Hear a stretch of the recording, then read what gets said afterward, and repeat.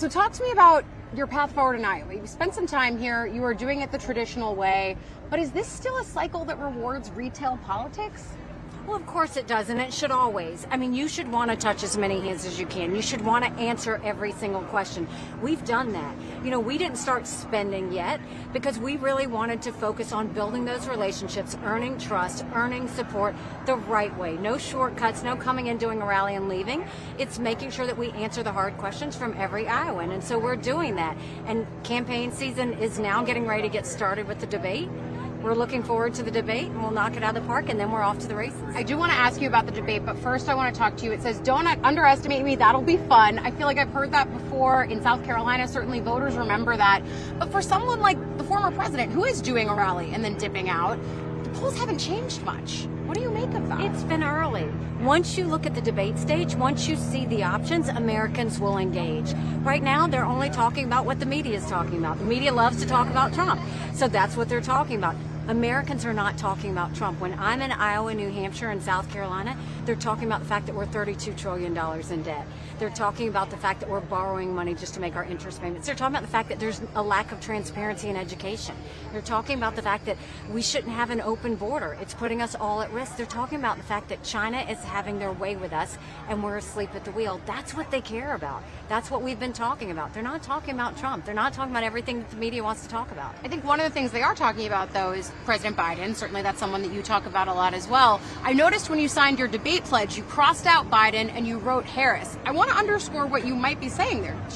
Are you saying the president's not going to make it through his second term? A vote for Joe Biden is a vote for Kamala Harris, without question. A vote for President Harris. It's not saying that, you know, he's going to die, as some people have said, but I don't think he's going to finish his term. I don't think the American people think he's going to finish his term. I think we're looking at a President Harris. That should horrify everyone. One of the things that I know we are talking about and we will have to contend with are these indictments of the former president. As you go through these, we're expecting potentially one in Fulton County this week. Once you get into trial season, which seems like it's going to be a lot of 2024, what's your best case scenario of that for your party? Should the former president take a plea? Like, is that your hope for how this plays out?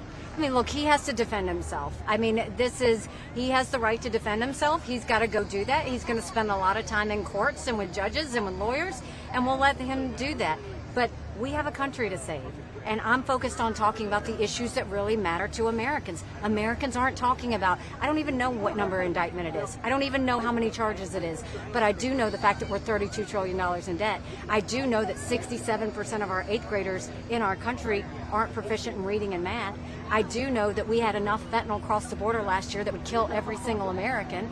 Those are the issues we need to be focusing on. We need to focus on the fact that China is having their way with us, and America's saying, oh, we'll deal with it tomorrow, and China's dealing with America today. But you also know the world stage, and is it good for the world to see a former president on trial? It is not good for the world to see anything that happened, from the debacle that happened in Afghanistan to the fact that we continue to look weak as we're slow to walk on the Ukraine-Russia situation, to the fact that we're letting China infiltrate us by buying up our farmland and stealing our intellectual property. So there's a lot of distractions, and I will tell you, when America is distracted, the world is less safe. We are seeing that. I believe Joe Biden has been the weakest president we've had in a long time. It is time that you have a chief executive who's been a governor, who took a double-digit unemployment state and turned it into an economic powerhouse. We need someone. I've sat across the table and negotiated with China. I've done the same with Russia. I've dealt with not one country, but 193. We need foreign strength, toughness that's going to go out there. It's time for a change, and we need a new generational leader, and I think I'm that leader. I've got two questions. The first is, one of the other folks in this field, Ron DeSantis, has said he's open to bombing the cartels using drones. Is that the right way to go about dealing with the cartels at the border?